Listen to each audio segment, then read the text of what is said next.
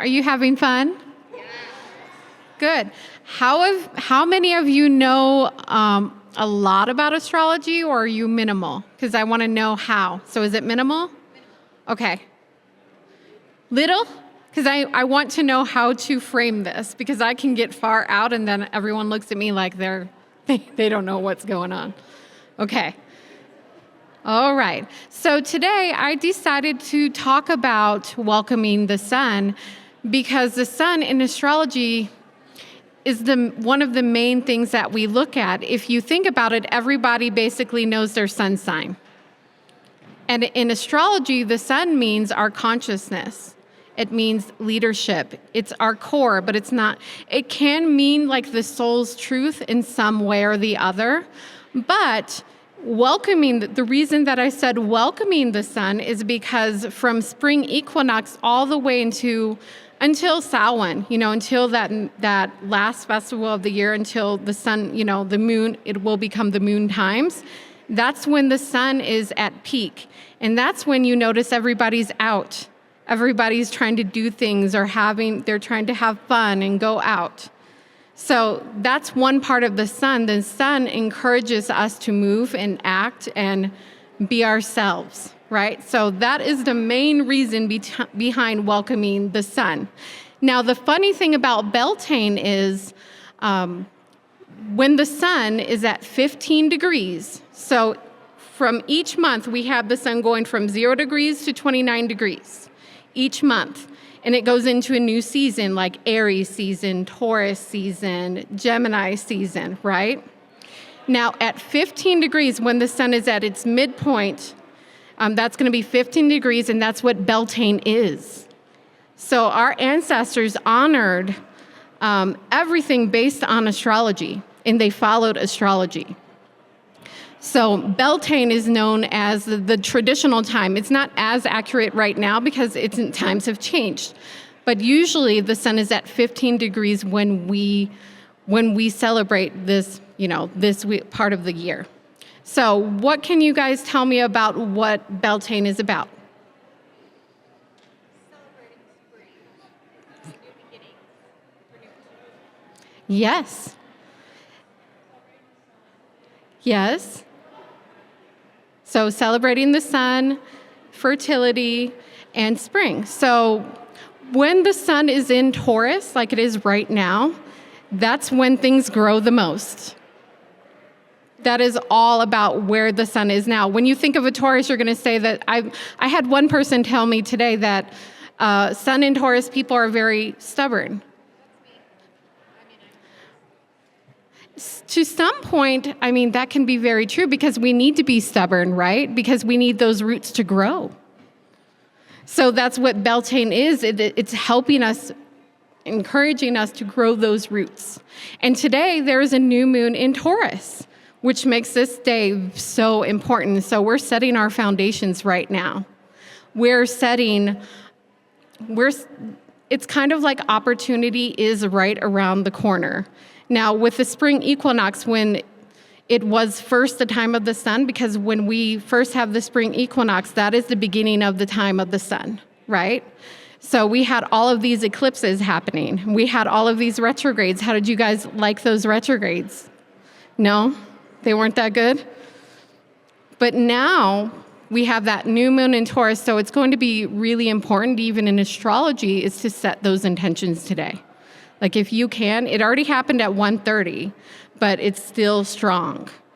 So astrology is just understanding like the movements of the planets. So the sun is one big part of it, but also the moon. And people might not think that they study astrology or they know a lot about astrology, but if you look at the sun every day, and if you look at the moon every day, you're already following it without even realizing it. So tracking it can be very different. So when we go from the sun from Taurus, so that's building, right? That's building everything, that's creating foundation, that is in growing, those roots are coming up, right? So that is where we're planting these seeds. And it's the best time to plant a seed is in the moon in Taurus, too. But when it goes into Gemini, what do you think that is about? So when the sun's in Gemini, that's an air sign. So first, we're setting our foundation, right? And then when the sun goes into a air sign, that's all about community and coming together as a community. And each time the sun goes into a new sign, our collective consciousness shifts without us even knowing it. That's why I love astrology so much, because I can see like where the sun is. That's what everyone knows about. So honoring the sun it's not just a symbol in the sky. It's actually the part of you. It's your core. It's everything about you.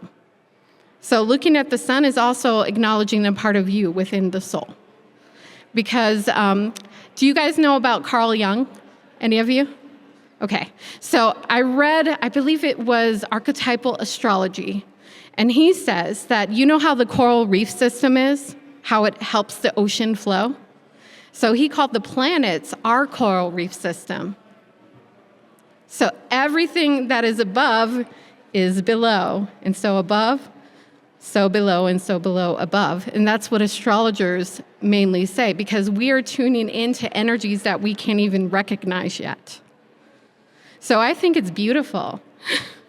And I've started to ramble already. So the best thing to do during Taurus season, if you want to really honor the sun, and if you really want to embrace the sun's energy this month, what do you think that would be?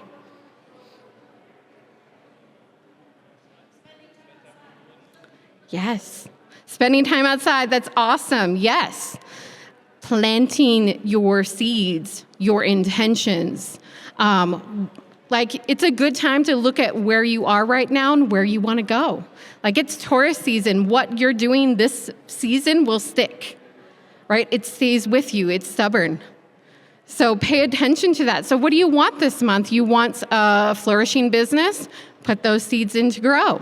If you want, some fertility, it's a great time for fertility. The sun does very well in Taurus, but it's slow. And that's where we need to, the meditations on just really figuring out where you are right now and understanding that taking your pace is important at this time. It's going to speed up with the sun in Gemini. You're going to notice this month will last the longest. And then it's the season of Gemini. When the sun goes into Gemini, it's all about talking, communicating, movement, and then so on and so on. Pay attention to the sun. And this is the times of the sun. So it's all about leadership, growth, fertility, prosperity, beauty, relationships. And that's what Beltane is all about. And that's why I love it. The Wheel of the Year, I really study that with astrology. And I've went back, into the times of the Celtic, the Celts, and even before that, Mesopotamia. But did you guys know that astrology is one of the most ancient divination system there is, right?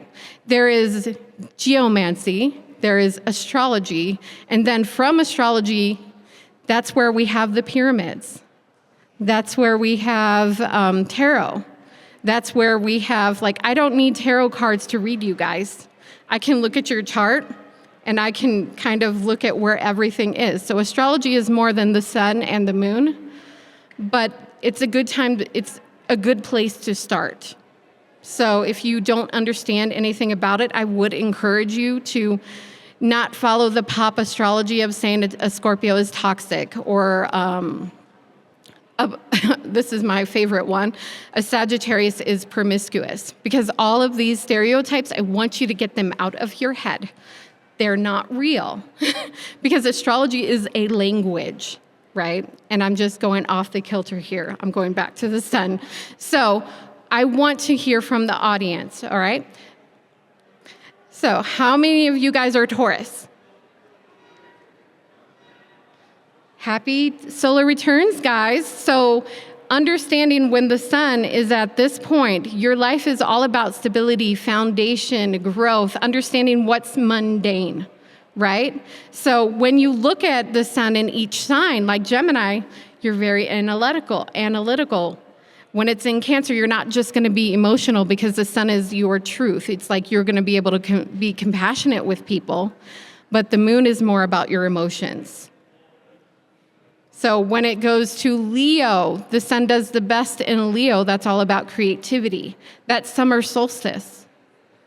So during these times, we should honor the energies of the sun and maybe, ask ourselves, what's our truth right now, today, especially with the new moon?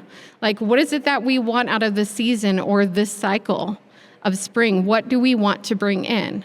And if you follow the cycles, even if you follow the sun going into a different sign, you're going to understand collective energy so much more, even if it's that much. Now, of course, there's so much more to astrology.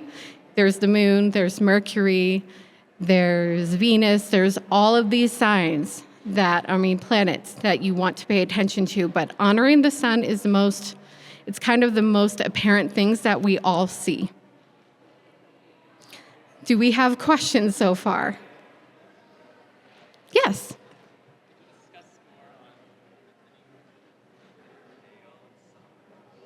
So thinning of the veil in what way? So when the sun goes into a new sign?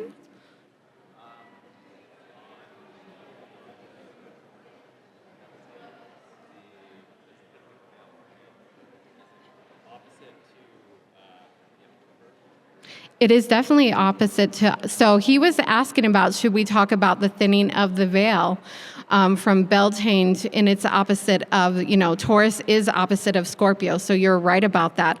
But this is more about, we've already been in the dark times. So since Samhain to spring solstice or spring equinox, that was the time of the moon. And that's when the veil is very, very thin, because the moon shows us our intuition. It shows us our emotion. It shows us our shadow sides, right? That time when you see the sun you don't see the sun as much in the sky, right?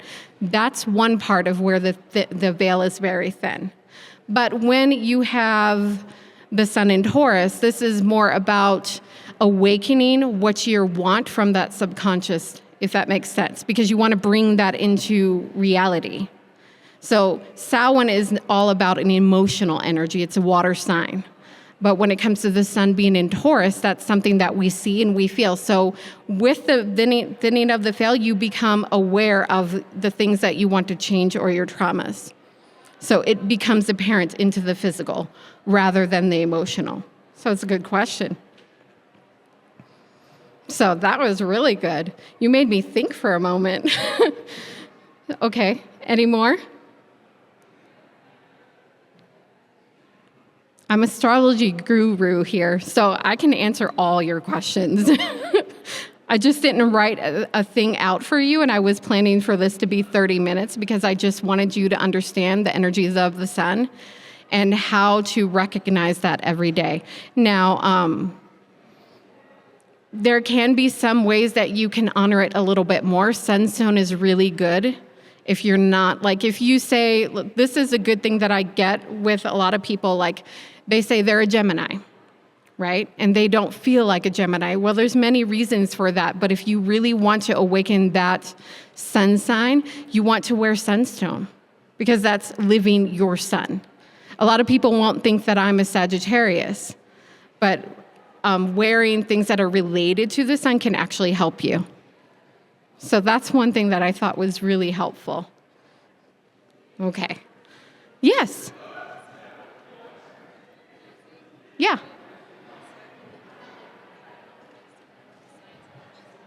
Yes.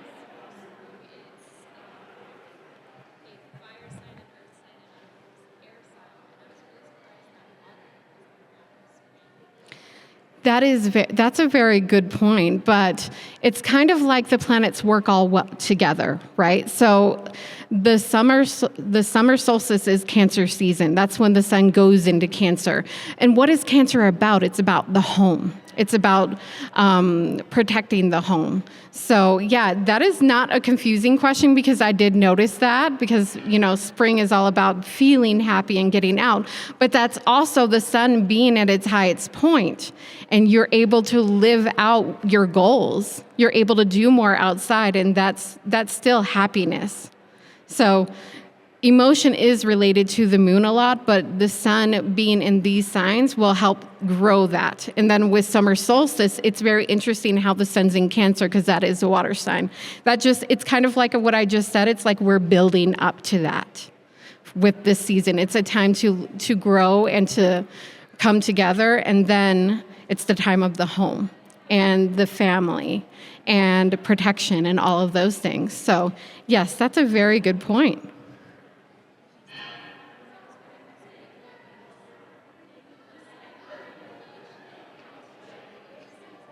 Uh-huh. Oh yeah. It threw me off in the beginning.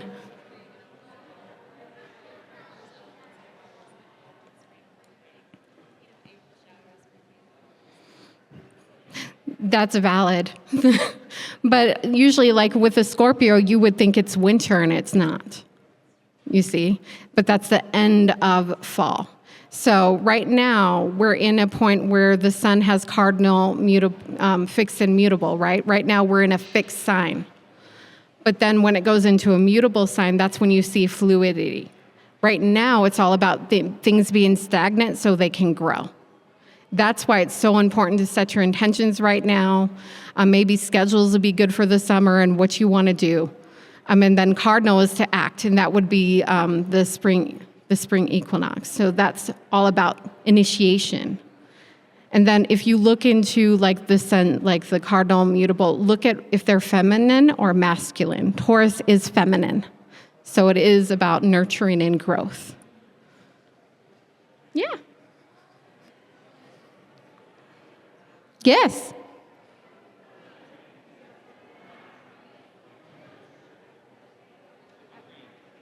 So, okay.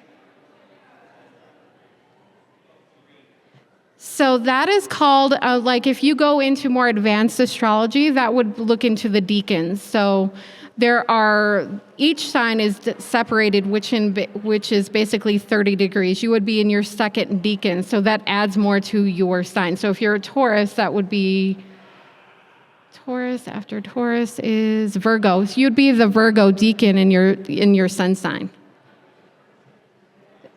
Of course, and that would make you more not as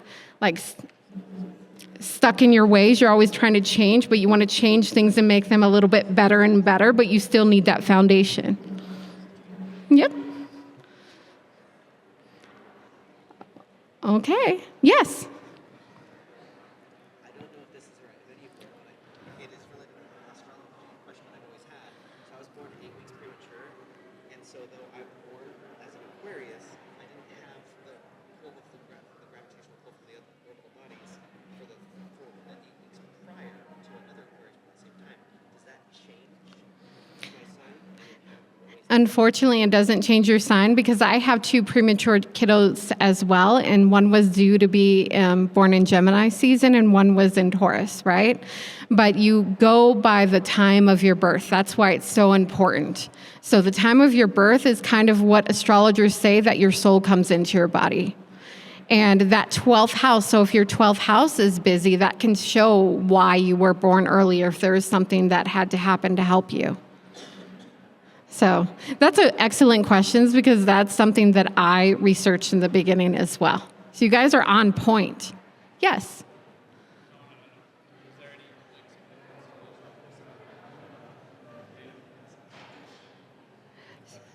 So the conception astrologers don't use it, but they can, like if you go to an astrologer and say, okay, the conception was this time, it can show about the pregnancy. It can show how that, that baby develops and things like that. So that would be more, I believe it's Hore astrology or electional. And I'm mainly with ancient astrology, natal astrology, and I study, I'm a medical astrologer. I didn't even tell you guys who I was. I'm so sorry.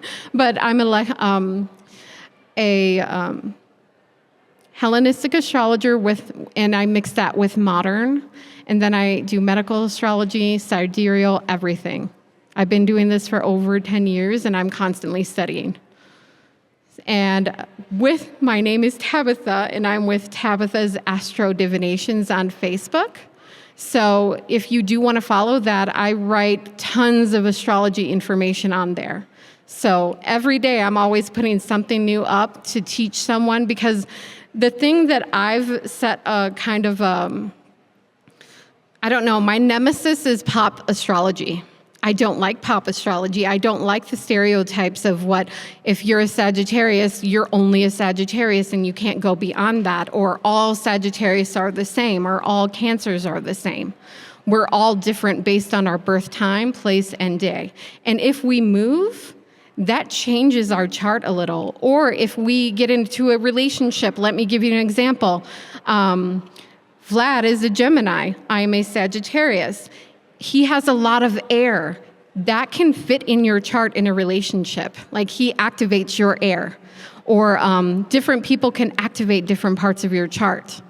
So if you have any weaknesses, it actually helps.